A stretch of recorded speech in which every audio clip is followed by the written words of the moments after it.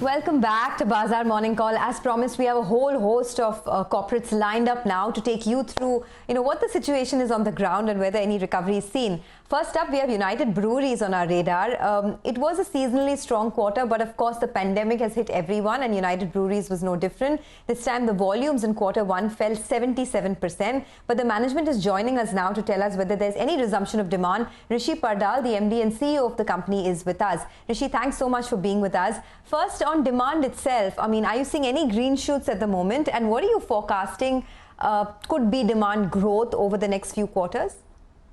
Thank you so much. Lovely to be on the show. So as you rightly said, the quarter, which is our main season, has been impacted by the lockdowns where the shops were physically closed for close to 50% of the quarter. In addition to that, we've had various issues like higher taxation and bars, which are our on-premise consumption, also being shut. Having said that, we are beginning now to see resumption of certain types of outlets in certain states. Even this morning, in Chennai, they announced that they would open the outlets. In Bombay recently, we've seen that there would be some resumption of outlets. But it's really a start-stop depending on how the pandemic progresses in every city and how the governments respond to the pandemic spread. What we've realized is that one must be agile during these times. And we built our plans to cover a variety of scenarios as we see opportunities to sell, markets opening up, sporting events possibly resuming, and so on and so forth. I think it's an important time for the industry where, to my mind, agility will really determine how well we come out of this quarter. Having said that, one of the things I need to say is that United Breweries has had a fundamentally strong balance sheet, a very strong track record. So going into this pandemic, we were quite well prepared to take on the impact that we've seen. And we do believe that when things normalize and this entire route to normalcy, we will be well positioned to take advantage of any opportunities that may arise. We are watching our costs and we are watching our shares at this moment. Okay. Well, Rishi, good morning. Thanks for joining us. One contradiction I can never answer in my head. Even during the pandemic, the few times when, during the height of the lockdown, when wine shops opened or liquor shops opened, you should see the queues in front of our office, in front of my home.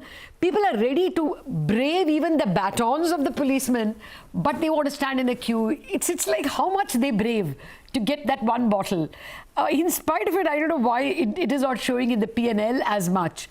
Will you be able to erase the red this quarter? Will you be back in black? I think it's too soon for us to make those kind of predictions. As I said, Lata, the most important thing is for us to be agile.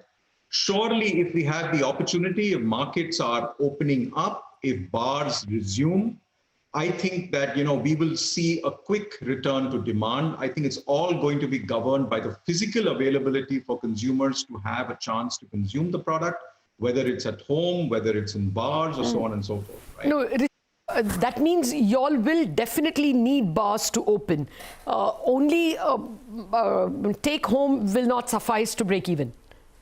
Well, I think, beer is a category that, has quite a large footprint with the bars in terms of consumption. And therefore, that is something that needs to happen. Having said that, we are now trying to expand the universe of usage opportunities. We are trying to make sure that as the online opens up in certain states like Orissa and Bengal are now allowing online sales, we are starting to participate over there. As soon as we see an opportunity to get consumers to consume beer at home, we are starting to drive that. In fact, during the entire lockdown period, our engagement with the media and with the consumers has been to position beer as a bridge product that can help alleviate boredom, that can really be used in the out-of-home context, in the in-home context. But as you know, these things take time. So definitely expanding our repertoire of consumption opportunities is part of our strategy. So can you just give us some numbers? How much is home delivery currently as a percentage of overall sales? How much is online delivery currently as a percentage of overall sales? And have aggregators, or will aggregators be allowed to get online sales done? What could the growth opportunity be here? Well, this is a very nascent channel. It's just about starting up. It's just about getting the blessings of various governments to open up. As you know, this is a category that is highly controlled by the government. And so these are all nascent opportunities and really insignificant at this moment, but everybody has a lot of interest in it, whether it's aggregators, whether it's online channel, whether it's delivery. So we are working with governments, we are working with industry, we are working with key players in order to make sure that we can grow these channels in the way that they need to be grown, and we can enjoy more of a normal consumption moment. I think what's happening right now, Lata, going back to your initial point of, we see queues whenever there's an opportunity to open, but yet it doesn't show up in the P&L. It's really because the latent demand is there. We just need the ability to be able to fulfill that demand. Okay, got that. In terms of pricing, any more price hikes on the anvil considering the excise hikes that have taken place? And how are raw material prices currently? Well, starting with pricing, as you know, right at the beginning of the pandemic, many state governments took up COVID cess or a taxation quite disproportionately. The heartening feature is we are now beginning to see many of these taxation initiatives getting rolled back. Because we entered a situation where the governments themselves realized the elasticity of demand in response to price. So I personally, as a company, we think that prices will remain where they are. We don't see further rollbacks, but we do see, that there won't be any increases. Coming to raw materials, yes, it's certainly an opportunity for us. And as we have looked at managing through the COVID, and looking at cost efficiencies, there have been certain strategic opportunities to source raw materials that we have seen in the market, and we are well on top of that in order to make sure that we have some strategic sourcing. So as we come out, we can start, seeing the impact of those in our P&L. Rishi, what about your wheat beer? You had launched it, of course, in only Goa and Karnataka initially, and you wanted to see how it goes. That's clearly the big market now. So what are the plans on that one? So I'll make 2 points. First, the wheat beer just launched before the pandemic. However, what we have seen is extremely encouraging response. We've seen good consumer traction in the markets where it was launched towards trying the beer, and we've also seen some good case sales.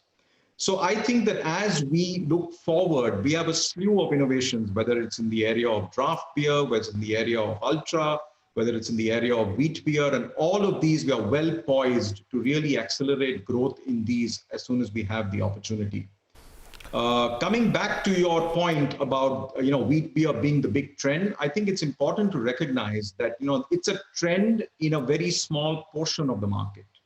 The default market in India, the largest consumer segments in this country still are at the mainline lager segment, where our brands, our physical presence in various states, our ability to manufacture across the country, and the aspirational value of the Kingfisher brand is still, extremely good.